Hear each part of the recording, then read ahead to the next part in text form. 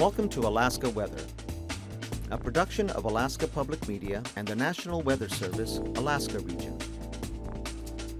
Produced and broadcast daily from the studios of KAKM, Alaska Weather provides complete forecasts, public, marine, and aviation for all of Alaska. Alaska Weather is made possible by the following sponsors.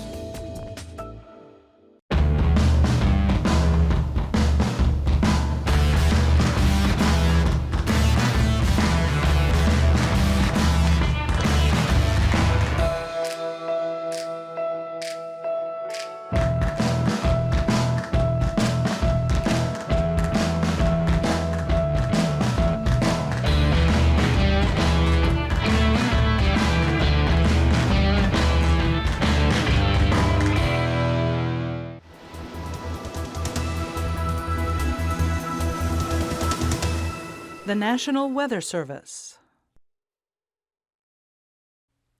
Hello everyone, and thanks again for joining us here at KAKM for Saturday's edition of Alaska Weather. I'm Dave Percy, a meteorologist with the National Weather Service, and I'll be hosting tonight's show. Up first, there's a flash flood watch out here for the eastern Alaska range.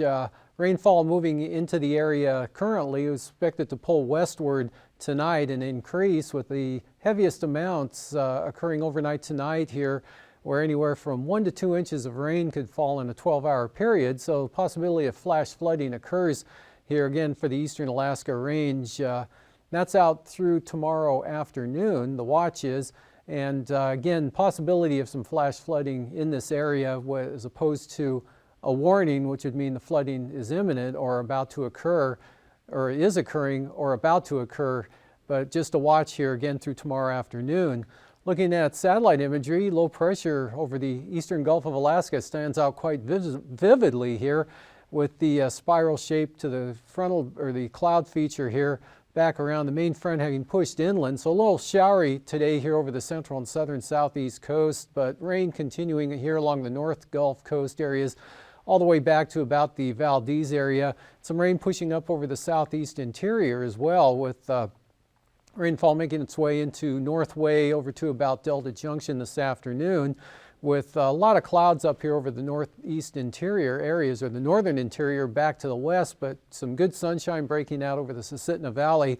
Band of clouds making its way to about the Chugach Mountains right across the Kenai Peninsula here into northern Cook Inlet this afternoon, but not expected to make much more of a westward progression there. A lot of sunshine, gusty winds across Kodiak Island today.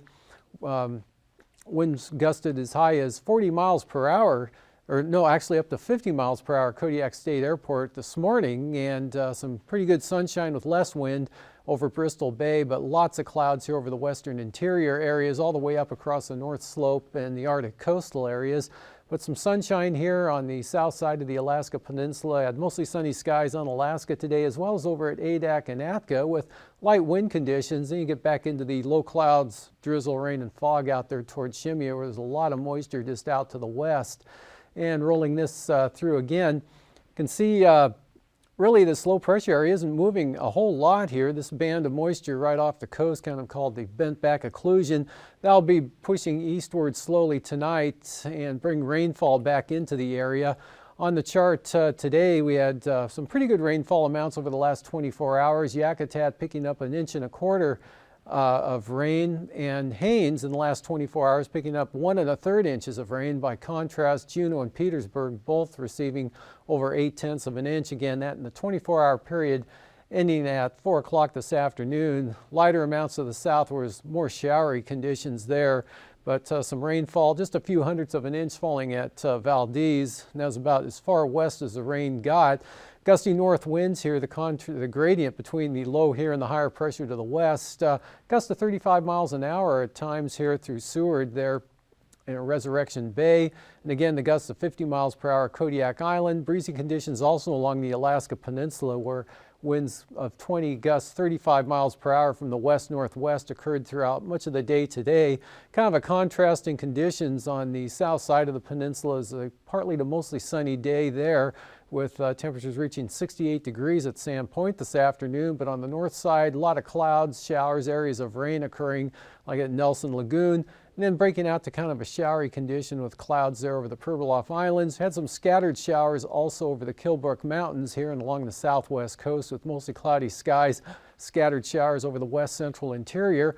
Right up to the Brooks Range there, and then back into the rain on the central Arctic coast with areas of fog along the eastern coastline there, with a lot of clouds back to the west into the Chukchi Sea. Looks like a few breaks here over western Norton Sound, but fog in St. Lawrence Island.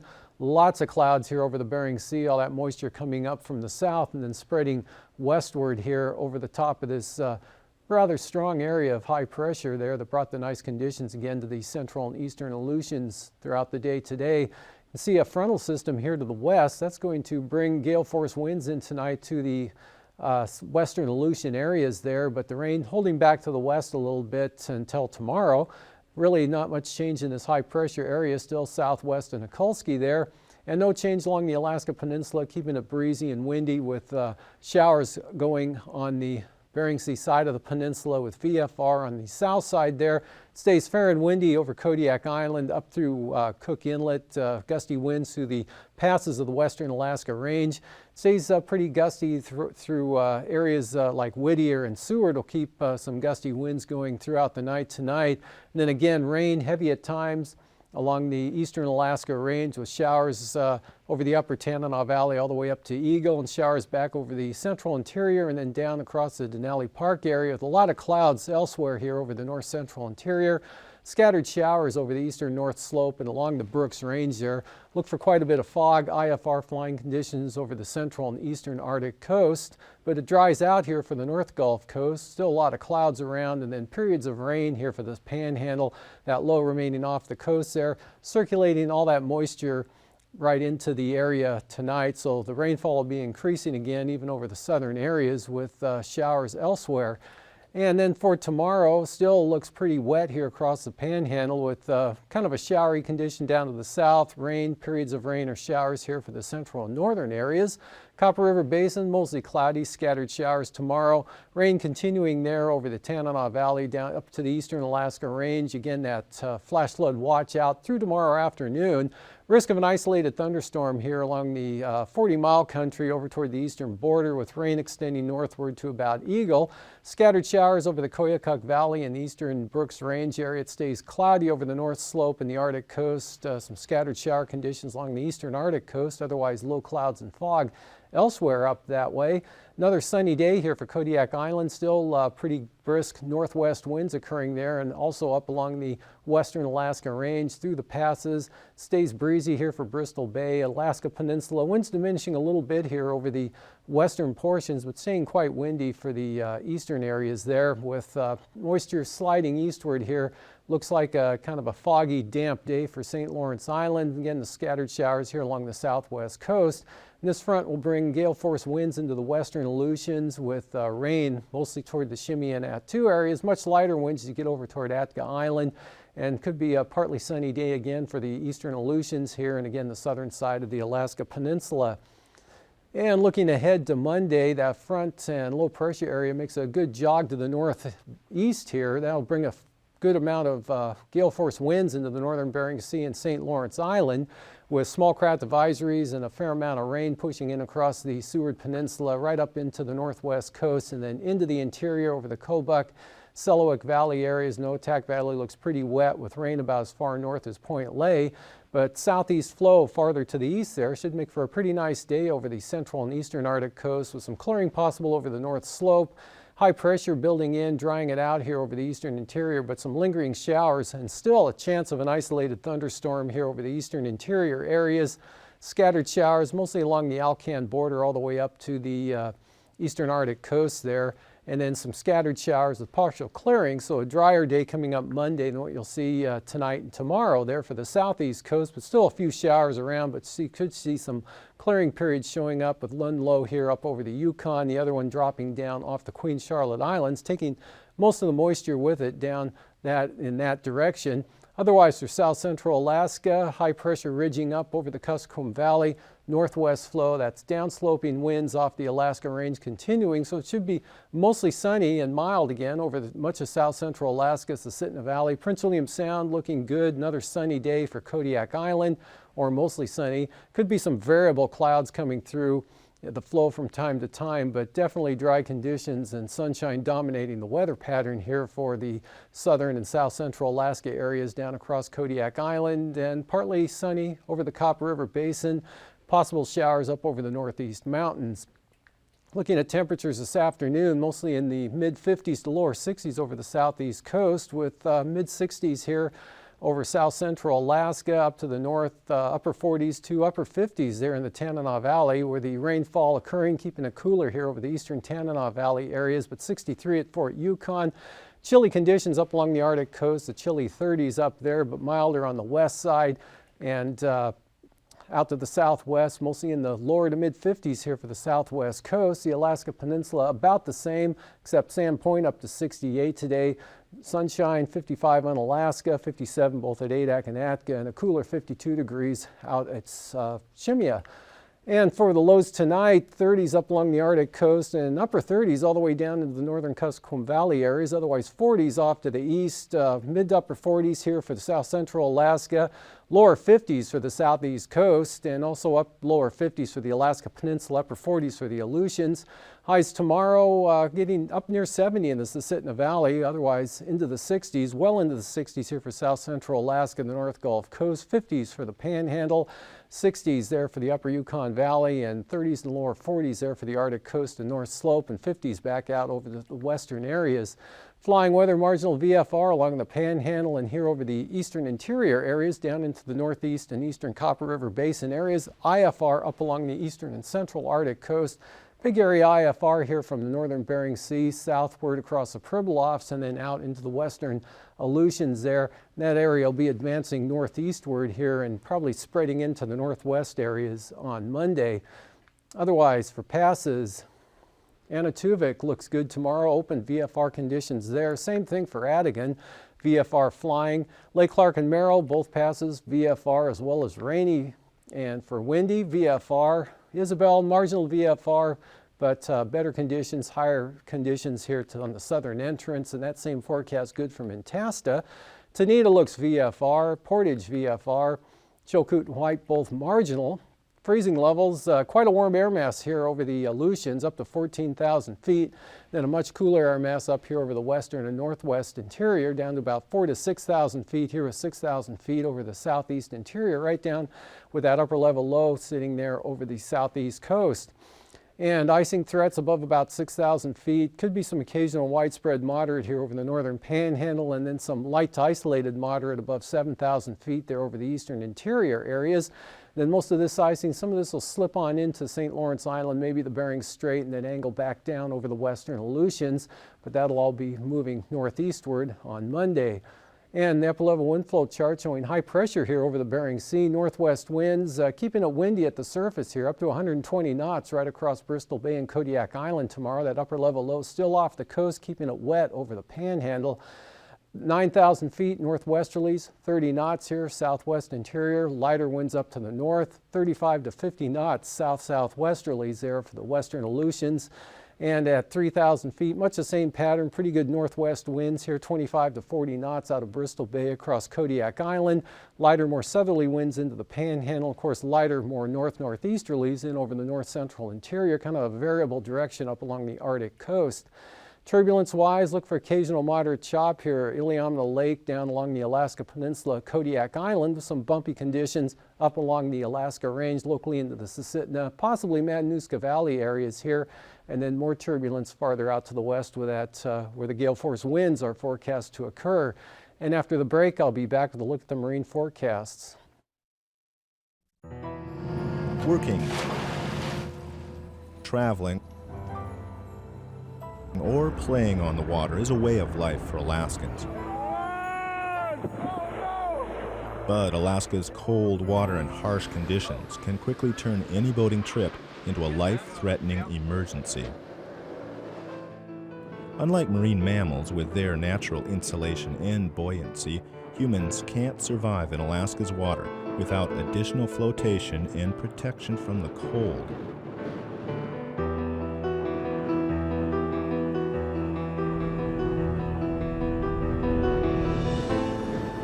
Immersion suits are designed to provide the flotation and insulation a person's life depends on in a cold water emergency. Immersion suits, sometimes called survival suits, have been around for a long time. Today, there are a wide variety of sizes and designs available. There is no best brand of immersion suit. All should meet United States Coast Guard standards and have a label inside indicating Coast Guard approval. Having a Coast Guard approved immersion suit on board is just the first step. For an immersion suit to protect you in the water, it must fit correctly, be properly maintained, and be stored in an accessible location. You must also practice putting on your immersion suit quickly to make sure you can do so in an emergency. Commercial fishing vessels operating in cold waters are required to have an immersion suit of the proper size for each individual on board. The only way to find your correct size is to try on an immersion suit. Make sure it'll fit over the clothes that you typically wear on deck. Check to make sure the hood seals around your face, that your hands fit into the gloves, and that the suit will not ride up over your head. If it does, large amounts of water can enter through the hood, decreasing your chances for survival. If you are a between-sized person, try another brand of suit. One brand may be cut too large for you, while another brand may fit perfectly. In an emergency, you must be able to identify the correct size of immersion suit quickly. If there are different sizes of suits on board, mark them with easily recognized objects such as a whistle, a light, or some additional reflective tape. This will aid in quick identification, especially at night. Hey Pat, how are you doing? Hey Jerry, how are you doing? Well, pretty good. Broke the zipper on my suit, so I guess I need to get another suit for this trip. Well, you bet. We got them right here. When buying a new immersion suit, take a moment to examine the features and make sure it fits you. All immersion suits have a waterproof zipper. This is one of the most important features of the suit. Take a moment to make sure the zipper works smoothly and has a handle that is easy to grab. Immersion suits come with a wide variety of gloves to suit individual preferences. 3 or 5 fingered gloves are common, but may be difficult to work in. Removable gloves provide the most dexterity, but they are difficult to keep watertight and often cause your hands to get cold quickly. Try out different gloves to determine which type best meets your needs. Pockets for lights and other survival gear are an important feature on an immersion suit. On some brands, you can add pockets which zip into the flotation collar or slide over the arm. All immersion suits have a face flap that protects your nose and mouth. Some have Velcro attached to the back of the face flap to hold it open while donning the suit. Many immersion suits also have one-way exhaust valves built into the legs. These valves are designed to let air out without letting water in. They're intended to prevent trapped air from causing a person to float head down in the water. To be Coast Guard approved, an immersion suit must include the following items. It must have 62 square inches of retroreflective tape placed so it can be seen when a person is floating in the water. It must have a light with a dated battery. It must have a pillow or a collar that provides additional flotation. This additional flotation is very important in rough seas. The flotation collar is inflated by pressing down on the tip of the hose with your mouth and blowing air into it. When the tip is released, the valve closes and air can't escape. Make sure the tip of the hose moves freely without sticking. If the hose has a locking nut, make sure it is always set in the open or down position. Finally, Coast Guard regulations require immersion suits to be marked with the name of the vessel or the owner of the suit. Ask your immersion suit manufacturer for the type of marking ink they recommend. Immersion suits should be inspected at least once each month. If properly maintained, they will last many years. The zipper on an immersion suit should receive careful attention during each inspection. Green on the zipper is a sign of corrosion. To remove corrosion, try cleaning the zipper with a toothbrush and a slurry of baking soda and water. Rinse with fresh water. If any green is still present, repeat the process. If this doesn't remove all the corrosion, immediately remove the suit from service and send to a factory-authorized facility for repair. Immersion suit zippers need to be regularly lubricated with a non-petroleum lubricant recommended by the manufacturer. Spread the lubricant on all sides of the zipper. Be sure and lubricate the locking teeth on the back of the zipper. Slide the zipper up and down a few times to spread the lubricant evenly. Don't forget to lubricate the snaps on the stowage bag to assure easy access to your suit when you need it. Inspect the suit for holes, rips, burns, and grease or oil. Carefully inspect the seams for leaks in the hands, crotch, and other areas. Repair any damaged seams with a sealant recommended by the manufacturer. Pull gently on the inflation hose to make sure it is not loose. At least once a year, inflate the flotation collar to make sure that it will hold air overnight. Check the light for any sign of corrosion. Make sure to use dated batteries and replace any that are expired or soon to expire. Test the light. Inspect the retroreflective tape. Yellowed tape should be replaced. After using a suit in a swimming pool or in salt water, rinse it thoroughly with fresh water. It is best to dry your immersion suit in a well-ventilated area, out of the weather and out of the sun. To prevent destructive mold and mildew, it is important to dry both the inside and the outside of the suit. In the off-season, remove your immersion suit from the bag and store it indoors. This will keep the suit dry and allow the neoprene material to maintain its loft. It is highly recommended that suits be inspected once a year by an authorized service facility. Immersion suits must be stowed in an accessible location out of the weather. Look around your vessel and find the best place with ready access in all kinds of emergencies. The zipper should be stored in the open position with the zipper about an inch up from the bottom.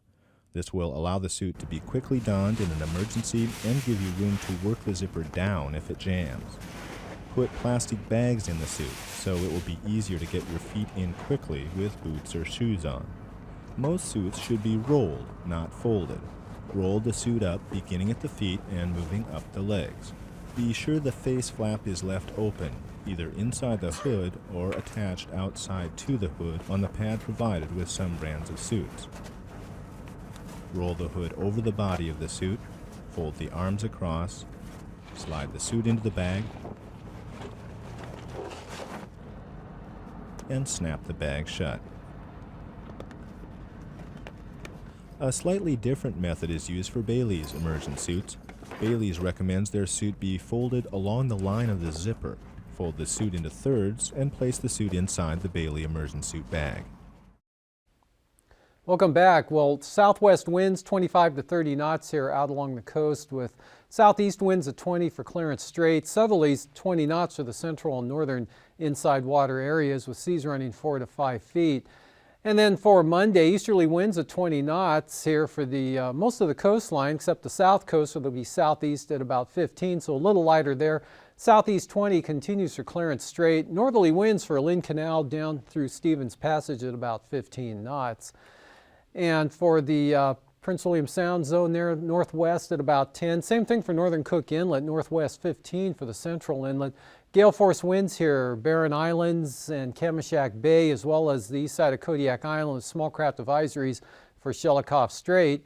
And then for the next day, small craft advisories now, losing the gales there on the east side of Kodiak Island. Small craft advisories, north to northwest winds, Barren Islands, Kamishak Bay. Light variable winds at 10 knots or less here along the North Gulf Coast, as well as northern Cook Inlet. And for Bristol Bay, northwest 25, that same wind pattern all the way down here to Cape Sarachev and actually back around up to Castle Cape, northwest 30 there from Castle Cape up to Sitkinak. And then for Monday, northwest 25, small craft advisories hold on here from Sitkinak to Castle Cape. Otherwise, much lighter winds, west-northwest 15 for the Alaska Peninsula, and southwest at about 20 for Bristol Bay. Out in the Aleutians, for the eastern Aleutians, mostly westerly winds at 15. in that area. And then gale force winds southeast 40 knots for the far western Aleutian zone there. For the central Aleutian, small craft advisory, south winds increasing to 25 knots tomorrow, lighter winds there to the east. And then for Monday, gale force winds here for the central Aleutians, southerlies 30 to 35 knots, small craft advisories here for that far west marine zone. And for the Fox Islands, 20 to 30 knot winds from the south and southwest with seas running 8 to 12 feet. And for the Pribilofs tomorrow, southwest 20 knots, small craft advisories for the northern Bering Sea as well as areas south of Nunivak Island here, otherwise kind of a west to south wind condition there for the St. Lawrence Island area. And then gale force winds in store for the northern Bering Sea up across St. Lawrence Island on Monday with still looking small craft advisories here, southwest 30 knots for the Pribilofs with seas building up to 12 feet. Small craft advisories south of Nunivak Island, west 20 north of Nunivak Island. For the Arctic coast, small craft advisories tomorrow here for the eastern Arctic coast there, easterlies up to 25 knots. Northeast winds lightening up as you head southwest here to light variable conditions from Wales to Cape Lisburne.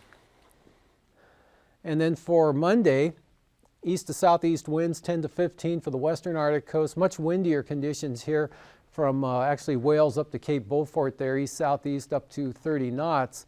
And for tonight, again, a little bit of moisture sliding into the Yukon-Kuskokwim Delta. Flash flood watch for the eastern Alaska Range, and it looks wet over the southeast coast. And stays wet tomorrow with periods of rain. That low still off the coast here. Scattered showers of the Copper River Basin. Rain up over the eastern and central Tanana Valley areas with mostly sunny skies. Continued windy here, south central Alaska and Kodiak Island. Much like today here for the Alaska Peninsula. And then still another sunny day, Kodiak Island up into south central on Monday with rain pushing in along with wind into the northwest interior. Drier. These forecasts are to be used for planning purposes only. Call 1-800-WX-BRIEF for a formal pre-flight briefing. Always file a flight plan before you go flying. The U.S. Coast Guard Auxiliary urges you to leave a float plan with a friend or the harbor master before you go boating. Alaska Weather is made possible by the following sponsors.